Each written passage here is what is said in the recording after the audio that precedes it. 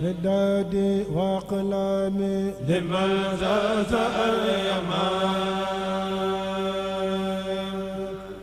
كما زاد زيدان والجلال. Assalamu alaikum wa rahmatullahi ta'ala wa barakatuh. Nous venons de vivre en direct la déclamation des écrits de Cheikh Ahmadou Bamba. Et sans plus tarder, nous allons passer à notre relation sur les écrits de Cheikh Ahmadou Bamba. Nous avons eu à faire plusieurs séances sur Jazboul Khouloub. La dernière était tout simplement consacrée à ce socle sur lequel Jazbou est bâti et qui montre que tout dans la vie du prophète Mohammed est miracle. Sa naissance l'est, son quotidien l'est, son portée est miraculeux. Et de la même manière, le voyage qu'il a fait a été un voyage, n'est-ce pas, des plus miraculeux. Et de la même manière, la bataille de Badr a été une victoire miraculeuse pour l'islam. Et le Coran vient parachever le tout pour devenir un message miraculeux puisqu'il est une émanation de Dieu le Très-Haut. Et c'était pour donc clore une dernière intervention sur Jazboul Khouloub et ouvrir une nouvelle page sur un autre écrit de Cheikh Ahmadou Bamba. Il s'agit de Midadi. Midadi, c'est le nom commun que beaucoup de gens prononcent pour convoquer ce titre. Mais figurez-vous que c'est également un titre qui partage avec Jazbou et Mimia le fait qu'il a été choisi par le vénéré Cheikh Abdou Lahad Mbacké pour en faire une commande de traduction à tout seigneur, tout honneur, puisque le vénéré Khalif l'avait choisi. Évidemment, nous allons également nous intéresser à cet écrit qui réserve beaucoup de richesses que le musulman, que le disciple tout court doit connaître. Alors, pour revenir à Midadi, c'est le nom par lequel on le désigne. Le premier contact, ce sera donc le titre. Nous allons faire une présentation globale comme toujours, mais en faisant cette fois-ci un focus sur les critères formels. Et d'une pierre, nous allons faire deux coups et peut-être la prochaine fois, nous revenons sur les thématiques qui seront abordées dans ce poème. Et le titre, disons-nous, et l'usage veut qu'on appelle Midadi. Midadi parce que c'est simplement l'incipit du poème, c'est le premier mot du poème. Midadi wa aqlami liman zahzahal yamma. C'est pourquoi beaucoup de gens l'appellent Midadi. Mais c'est un poème qui n'a pas un titre propre et dédié comme Jazboul Khouloub ou bien comme Muqaddamatul Amdah, mais c'est un acrostiche, nous allons y revenir, parce que c'est l'acrostiche du verset Manuti an Rasoul faqad ata'ala. Donc ça veut dire que le titre du poème, c'est véritablement Manuti an Rasoul faqad ata'ala. On va revenir sur le contenu de ce fragment de verset, mais retenez donc que véritablement, nous sommes dans un poème qui, à tout bout de champ, est appelé Midadi, mais n'oubliez pas que c'est le début, c'est le premier terme du poème, ce qu'on appelle l'incipit.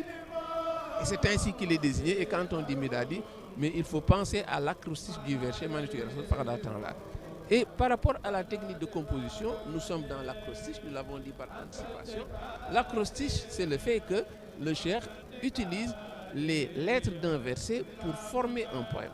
Comment fait-il? Mais il choisit une lettre et il compose un vers qui commence par la dite lettre. C'est souvent une pratique que le cheikh fait, mais figurez-vous, la particularité cette fois-ci, c'est qu'au lieu d'un vers, le cheikh fait un tercet, un groupe de 3 vers. Donc, pour chaque lettre de Manuti an Rasoul faqad ata'ala, il prend la première lettre qui est la lettre Mim, ensuite la lettre Noun, et pour chaque lettre, il compose un tercet, un groupe de 3 vers. Et l'autre difficulté, ou l'autre particularité qui s'y ajoute, le cheikh, par la suite, dans le 3e vers, mais fait une rime par la même lettre. Donc, le premier vers commence par Mim, le 2e vers commence par Mim, le 3e vers commence par Mim, et se termine par Mim. Et il le fait sur, n'est-ce pas, tous les vers qui composent véritablement ce poème. C'est également une prouesse et une difficulté qu'il s'impose pour évidemment faire un poème particulier. Quand il dit Midadi wa aqlami liman zahzahal yamma, quand il dit Ma'allahu an nalqa azal amma, quand il dit Minan nari wa shaytani, on voit que tous ces 3 vers commencent par la lettre Mim qui fait référence au phonème M. Mais on verra que dans le 3e vers, qui ferme le tercet, mais il termine par une lettre en Mim. Et c'est également une pratique très très particulière que l'on peut remarquer et que le cheikh a utilisé dans Midadi. Donc acrostiche certes, mais acrostiche pas par un vers, mais par des tercets. Et ensuite, le troisième vers se termine par la lettre mim choisie. Ensuite, il prend la lettre nun et il fait un autre tercet. Et le dernier vers du tercet se termine par la lettre nun, donc il donne une rime en nun. Voilà donc un peu par rapport à la technique de composition. Et puisque véritablement le fragment de verset, parce que ce que le cheikh a choisi, ce n'est pas un verset complet, c'est un fragment de verset, Manuté en Rasoul là, mais puisque ce fragment compte 22 lettres, s'il fait un tercet pour chaque lettre, ça veut dire que ça va donner 66 lettres, 66 versets, 66 vers, pardon. Et donc Midadi donc devient un poème de 66 vers. Et figurez-vous, 66, mais c'est le condensé numérique, c'est la valeur numérique de Allahu. Donc le titre n'est pas anodin, le nombre de vers n'est pas anodin. Et il s'ajoute également par rapport au maître du vers. Nous sommes dans le Tawil. Le Tawil, c'est tous les poèmes qui se lisent, qui se déclament comme Muqaddamatul Amda, ou bien Yassur Rasulullah, ou Yaqini ilal Jannati. Donc sur ce point, Midadi également rejoint le maître Tawil. Et il faut également y ajouter autre chose, c'est le préambule. Après le titre, c'est le préambule. Et le préambule, nous l'avons dit, mais c'est d'abord la prière d'attaque parfois, mais c'est aussi des formules que le cheikh prononce avant d'arriver au poème.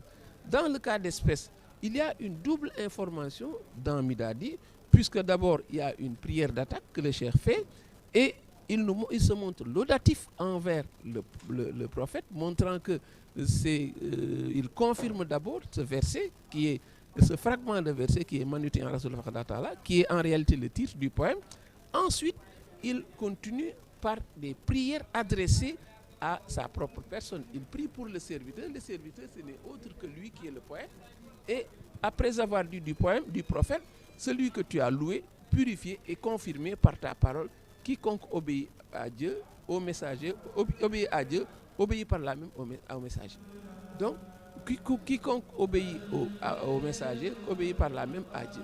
Donc, ça veut dire que ici, il est laudatif envers le prophète d'abord, mais dans la deuxième partie, il prie pour lui-même, demandant à Allah, n'est-ce pas, de déverser ses bienfaits sur lui. Donc, l'autre information qu'on retient dans le préambule, c'est que le cheikh montre que c'est un écrit en mer, puisqu'il dit son serviteur qui t'a loué à travers ce poème-ci après en mer. Ce poème-ci après en mer. En mer fait référence à l'exil. C'est une information spatiale, mais également c'est une information temporelle, parce que quand on dit en mer, c'est pour désigner l'exil que le cheikh avait fait, qu'il a fait au Gabon de 1893 à 1902. Information de taille, donc Midadi est un écrit d'exil, est un écrit que le cheikh a écrit pendant qu'il était, n'est-ce pas, en ce voyage, dans cet exil forcé où il était allé œuvrer pour le prophète Mohammed, paix et salut sur lui. Donc, si c'est un écrit d'exil, c'est une information de taille, c'est une information importante, parce qu'on sait que l'exil est marqué par plusieurs choses.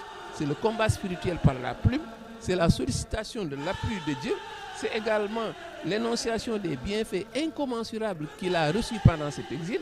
Il y a aussi le panégyrique, puisqu'il a pris le parti d'œuvrer pour le prophète à travers sa plume. C'est pourquoi également cette référence spatiale et temporelle qu'il donne nous donne un avant-goût de ce que Rassala ce poète, parce que la période de l'exil est marquée par toutes ces thématiques qu'on va évoquer, et ce sera l'occasion d'y revenir dans notre deuxième relation.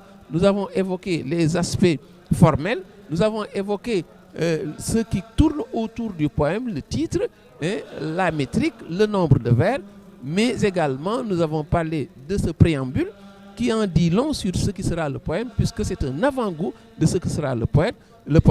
Donc nous allons y revenir dans une autre relation où cette fois-ci, nous allons nous intéresser aux différents thèmes, aux différents centres d'intérêt que le cheikh aborde, et aborde de fort belle manière. Merci de nous avoir suivis donc, et à demain pour compléter cette relation sur Midadi, et bon Ramadan à tous.